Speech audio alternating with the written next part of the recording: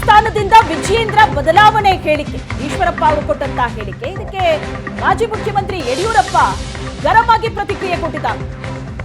ಮಗನಿಗೆ ಟಿಕೆಟ್ ಸಿಕ್ಕಿಲ್ಲ ಅನ್ನೋ ಕಾರಣಕ್ಕೆ ಏನೇನೋ ಮಾತಾಡಬಾರದು.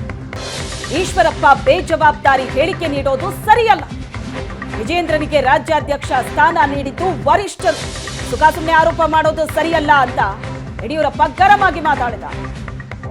ಯಡಿಯೂರಪ್ಪನವರು ಅವ್ರ ಮಗನಿಗೆ ಸೀಟ್ ಸಿಗಲಿಲ್ಲ ಅನ್ನೋ ಒಂದೇ ಕಾರಣಕ್ಕೋಸ್ಕರ ನಮ್ಮ ಮೇಲೆ ಆರೋಪ ಮಾಡ್ತಾ ಇದ್ದಾರೆ. ಸರಿಯಲ್ಲ.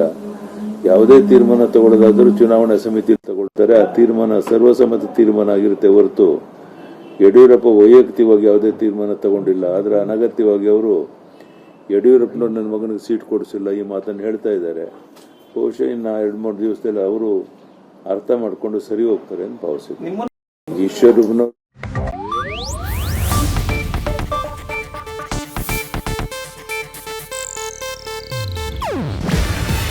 ಇದು ಏಷ್ಯಾನೆಟ್ ನ್ಯೂಸ್ ನೆಟ್ವರ್ಕ್ ಪ್ರಸ್ತುತಿ.